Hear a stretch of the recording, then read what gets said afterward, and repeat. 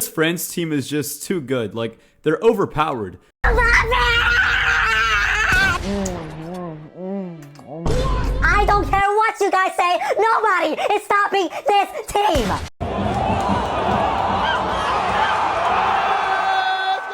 France and Kylian Mbappé are now one win away from the World Cup final. Mbappé continues to prove why he's one of the most valuable players in football and one of the biggest names in global sports. France's deep run is also creating huge attention around ticket demand and World Cup tourism. Fans are spending serious money to travel and watch these matches in person. That kind of demand can have a major impact on hotels and local businesses across host cities. Do you think Mbappé can lead France to another World Cup final? Comment below. Tell me what you think. I hate to say it, ladies and gentlemen, this World Cup is over. It's just a matter of time before Mbappé, Dembélé, and this France team are holding it at the end of this thing.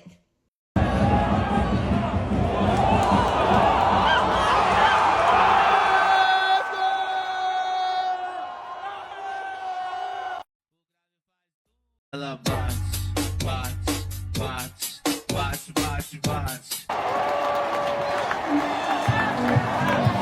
Dembélé, Mbappé, Olise, Doué, Barcola. That attack is scary. They're ridiculous. This is crazy. إذا مبابي لحظة الاستعداد خدنا وقت كثير مبابي يتقدم مبابي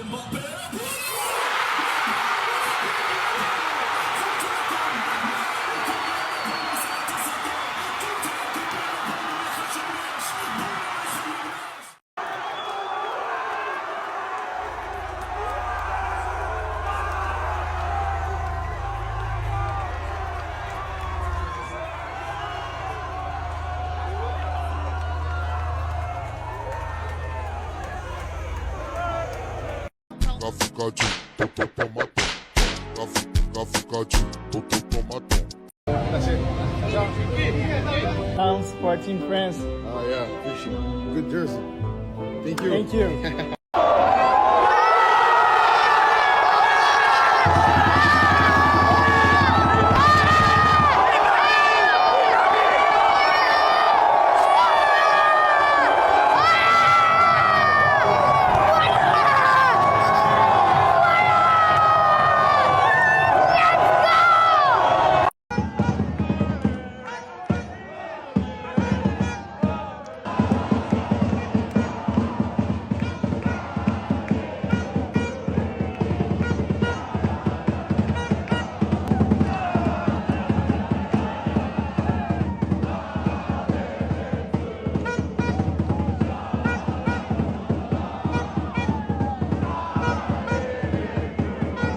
To get across to it because the shot came on so quickly. Here they come from Dembélé.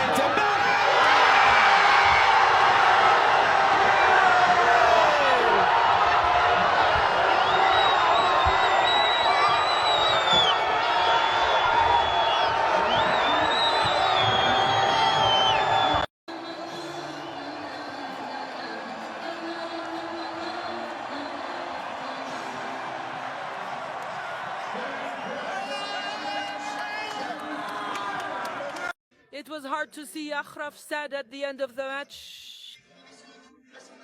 No, it will be harder when I see him in the locker room because we become human again, we become friends again. But here, no, there is no emotion. I'm here to win, and he was here to win too. But for sure, when I see him again in the locker room, it will definitely affect me because he is a very close friend of mine. But here, no, there are no feelings here.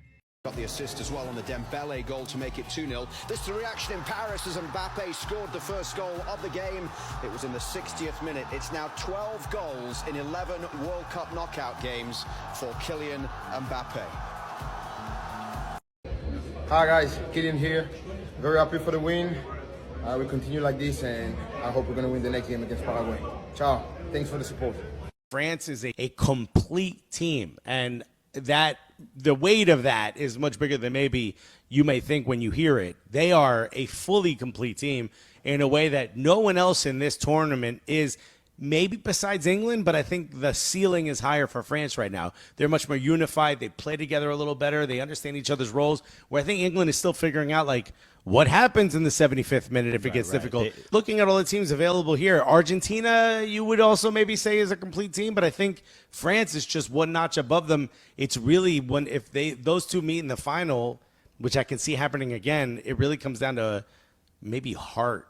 Yeah, I think that the thing that stood out to me in this game is like the composure for France, right? You saw after the game against Paraguay, what Kylian Mbappé talking about, you know, if they want to, I forgot what he said, play a dirty game or something like that. He was very upset with how Paraguay composed themselves. But almost to a sense of like, if the game needs to get CONCACAF or CONMEBOL, and we could play in the mud too. We could do that too. And if you need some world-class finesse and great goals, we can do that too. You have the best players and the best attacking players. You have Doué, you have Barcola, you have Mbappé, you have Dembele, you have Olise. I'm naming all these players. I can't believe they're all on the same team.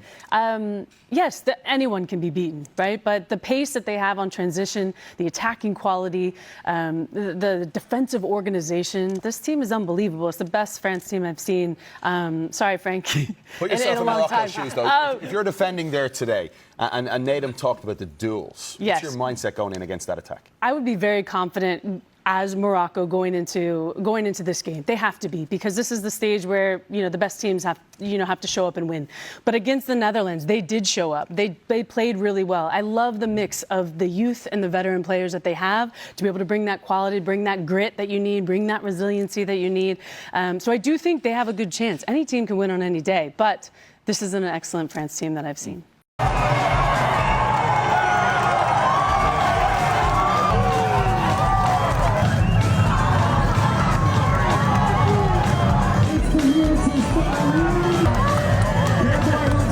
I think he has been the greatest player in World Cup history. If you look at it, he's got 20 goals in 20 games. Mm-hmm. Now we know that Messi's ahead of him with 21. They're the top two all time, but Messi's done it in 31 games. So again, this is now over three World Cups. World Cups. He's been in 2 full tournaments, been to the finals both times, won one of them, all right? The one he lost had a hat trick. Right now, he could become, if he wins the Golden Boot, the only player ever to win it twice. Yes. Ever. And he actually is now, I know he's played one more game than Messi, but he is ahead of Messi in points in that they both have 8 goals and he has 3 assists to Messi's 1. In this tournament, I mean, who's been better just throughout their career?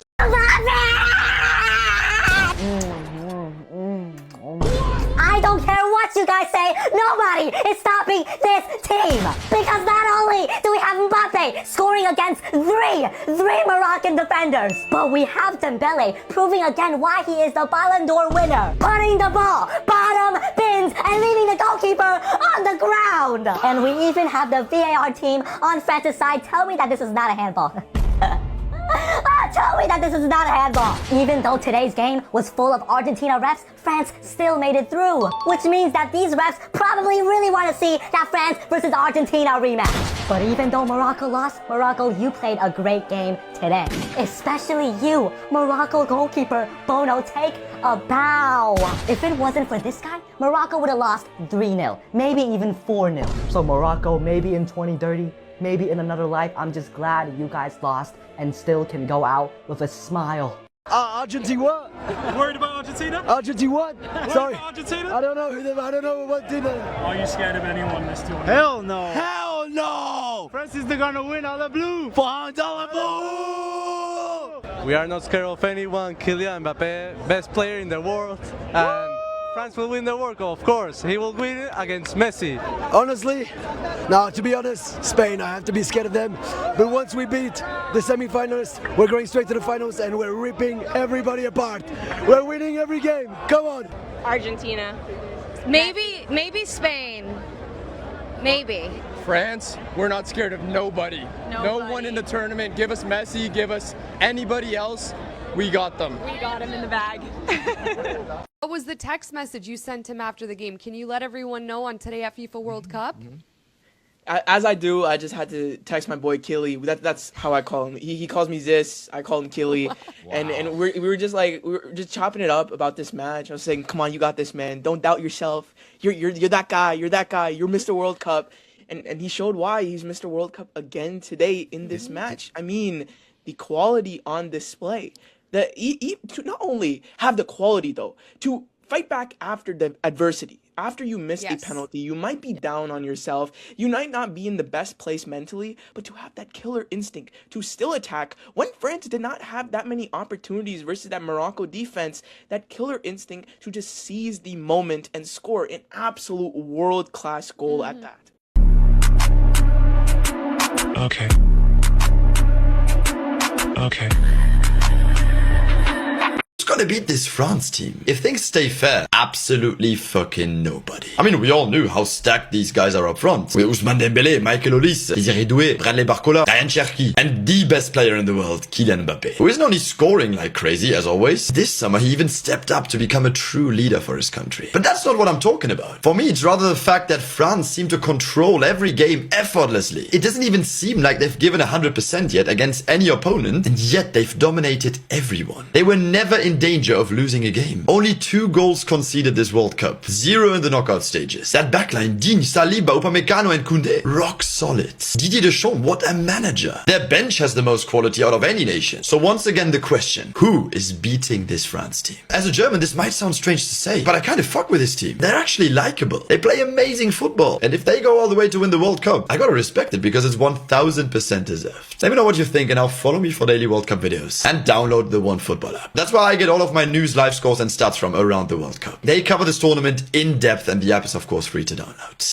I think this French team is better than 2022 and 2018. And that's considering they haven't won the trophy. Mbappe's in the best form he's ever been in a World Cup, and that's crazy to say considering his past 2 tournaments, but he was not this good going into the semifinal matchup. He's on 8 goals, bro. He's deciding games still. Even if he missed a penalty, he makes up for it in the 60th minute with a beautiful banger. The defense, I believe, is as good as that iconic 2018 French defense. The midfield might not have as much personality as the 2018 midfield, but I think that midfield had a bigger responsibility versus this one, which is to be more serviceable and let the offensive players shine. And the offense, this is the best French offense that we've seen.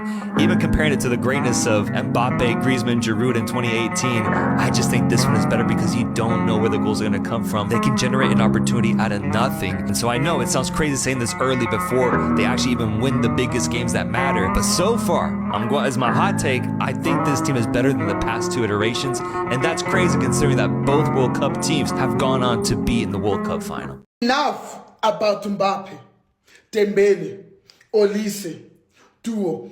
Enough about them. We need to talk about something else that's taking place in this French team. The midfield, there's a heartbeat, consistent performances from match day 1. Adrien Rabiot. From match day 1, this guy has given us consistent performances in that midfield. And we're not talking about it enough. Midfield masterclass is unfolding here in front of our eyes. I understand the attackers will always get the limelight and the goal scorers, but what the shift that Rabiot is doing at France midfield. Now and again, he's been joined by Chouameni. Also, dangerous partnership. But for some odd reason, I think when Manu Kone joins Rabiot in the double pivot, that midfield is dangerous. Box-to-box midfielders, these two. In defense, they are there making risky tackles. In attack, they're helping France, arriving late to the edge of the box after balls or crosses and there's loose balls hanging around them. Shooting at goal. Like I said, their work rate is unmatched when they are together, these two. But now, these guys are the reason why Olise goes and shines there. When France lose the ball, these guys go get it for you. They go fetch this ball. Manu Kone and Adrien Rabiot. Guys, we need to talk about them. Sis.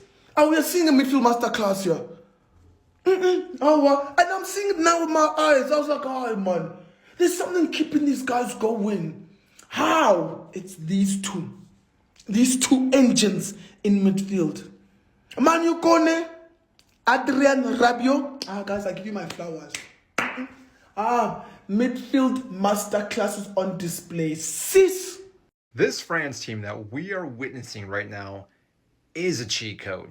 Like, looking at this lineup, Dembele, Olise, Doué, Barcola can even play here, Mbappé.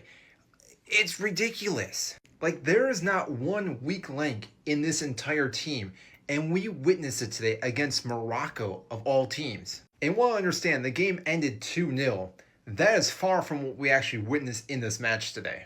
Because we witnessed another brilliant performance from Mbappé. Yes, I understand he missed a penalty, but he still recovered from that and scored this absolute beautiful of a goal, curling around the defender. Bono had absolutely no chance. But speaking of Bono, we do need to give him some massive credit in this game, because if it wasn't for him, I do believe France would have scored at least 3, if not 4 goals. Had 6 saves, obviously saved a penalty, 5 inside the box, which is absurd. Like, look at the amount of shots France had.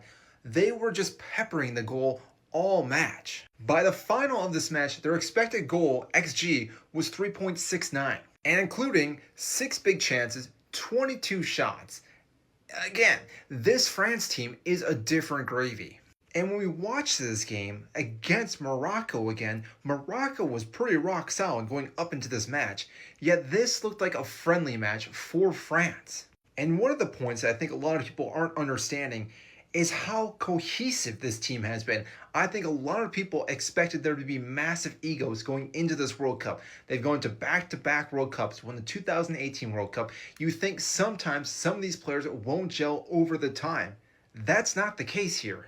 And a lot of that has to be because of this man, Didier. The fact that this man is able to keep all the egos in check, rotating players, keeping solid players who'd probably start for other nations if they played there on the bench. This man fully understands what is needed for the France team. And part of the reason for that is because he's an actual winner. He's won the World Cup as a player and as a manager. All these players respect him and they understand he knows what is best for the team.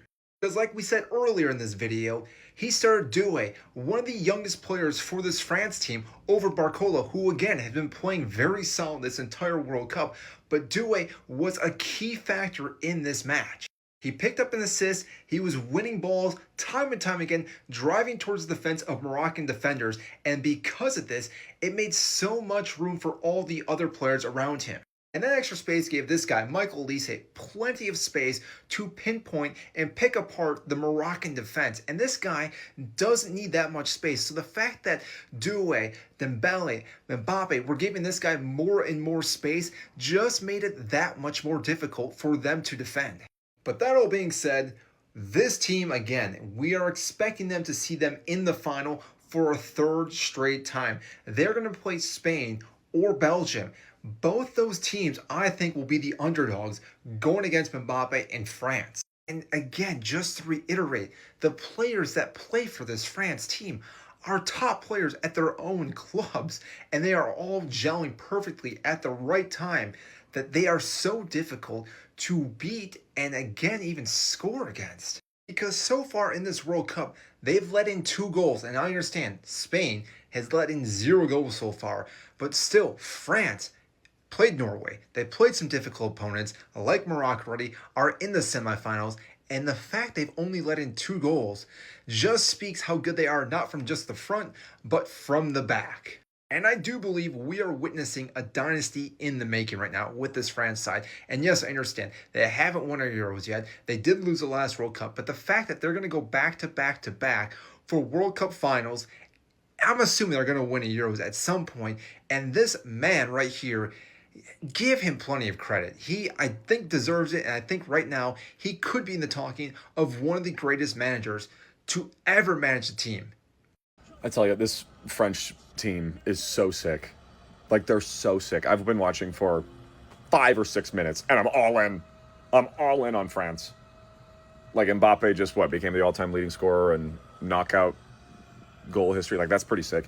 This France team is just too good. Like, they're overpowered. That front four just shouldn't be allowed. Once again, they steamrolled their way onto the next round of this World Cup. Mbappé, Dembele going band for the Ballon d'Or. Let's talk about it. I'm going to start with Mbappé because when it comes to the World Cup, this guy's just not human. He's fake. He scored again today. Obviously, I mean, everyone knew it was going to happen even after he missed the pen. He's just that inevitable. 20 goals now at the World Cup in total at the age of 27. He's arguably already the best player to ever grace this competition. And by the time he retires, he's going to be on like 30 goals. Like, that record is going to be his forever. And like I said, this guy's inevitable. In the first half, he was not having a good game whatsoever in my opinion. He missed a pen and he just wasn't looking sharp. But in the second half, he just needs to come up with one moment to change the game and make it about him. And that's what he does best with France at the World Cup. There's no one who even compares to him. But now let's move on to Dembele because once again today, he shut me up. He scored and he now has 5 goals at this World Cup on top of 2 assists.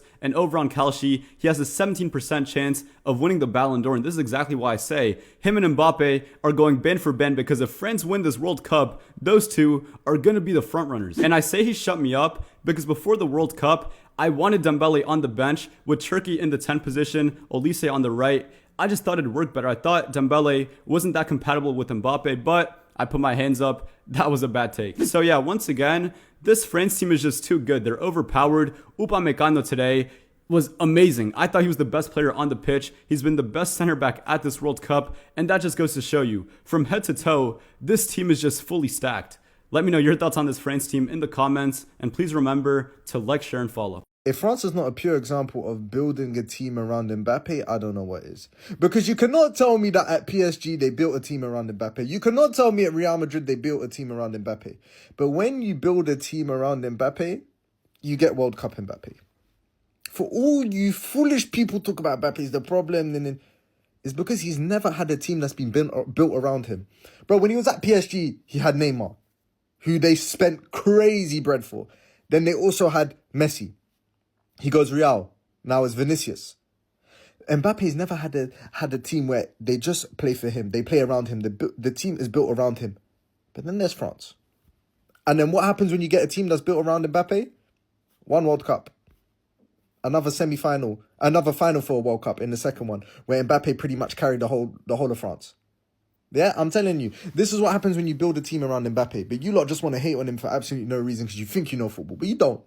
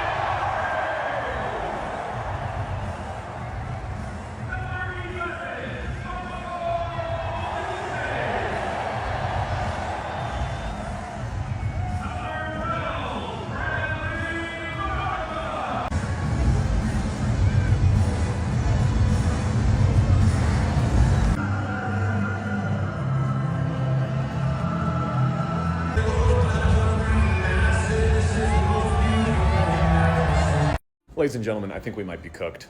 I think France may be the greatest team ever. They just beat Morocco 2-0. 2-0. And they're so good. I mean, the Mbappe goal was so sick. And then Ousmane Dembele scores. And you're like, it's an embarrassment of talent, an embarrassment of riches. This team is so ferociously talented and strong. Maybe their World Cup. I mean, it has been their World Cup ever since the beginning of it. Wow. Morocco was a really good team.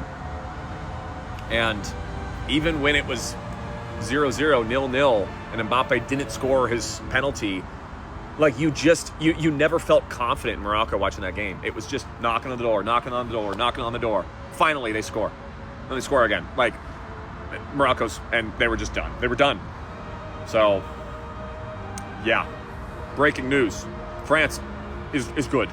Call him Mobutu, call him dictator, call him Kim Mbappé, call him what you want.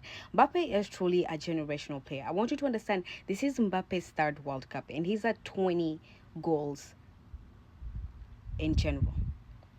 I also want you to understand that Mbappé is just one goal behind Messi, who has been, this is his 6th World Cup. We're not comparing apples to oranges, but some comparisons just go beyond him. We've seen Mbappé burst into the scene in 2018 at the World Cup, but the game that really changed it for me was when he scored the winning goal against Argentina in 2018 in Russia. And then, of course, we saw a man change the trajectory of a final that was already sealed and put in the history for Argentina in 2 minutes. The difference between the 79th minute and the 81st minute was Kylian Mbappé. And we still have to ask ourselves one major question. What if that last attempt in the 2022 final went in? Will we be having a different conversation about Mbappé now? And we should be having a different conversation, because if we think about it, Mbappé probably still have 2 to 3 World Cups in him.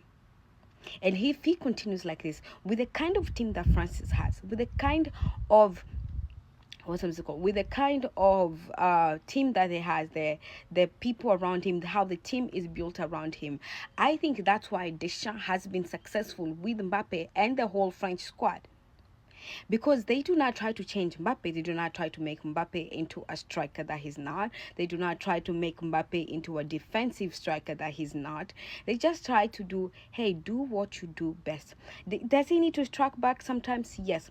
But I'm asking, yes, even at club level, he's had support. He's had a lot of success, not support. I'm a Madrid fan, so I've watched a lot of his games. But it does not compare to how he does in the World Cup. And honestly, I cannot wait to see what this is going to be, and I cannot wait for France to make it to the final. I need the French to explain. This is the 5th time I've seen France at the World Cup, and they're the only big nation I've seen that hasn't taken over the stadium and traveled very well. In South America, Argentina, Brazil, Colombia all took over pretty much every stadium they went to. Same with Europe. I saw Portugal, England, and Netherlands. They all took over the stadiums. The French, it's like half and half Morocco, and then you've got the French section down there. But these other big nations have taken over 80, 90, almost 95% of the stadium. Can someone tell me why the French fans haven't traveled? It's the Moroccan fans making the most noise. I've only missed one French game, so I've seen every atmosphere they've created, and they just have not traveled that well, and I cannot figure out why a country with so much passion, history, and such a big nation hasn't been able to take over the stadium similar to all the other big nations I've seen at the World Cup. Not to mention the host cities. Of course, that's easy, but USA, Canada, Mexico have taken it over every single time also. France is the only one. Granted, I haven't been to Germany or Spain, but for the most part, I've hit every big nation at the World Cup, and France is the only one that hasn't traveled well or made big noise.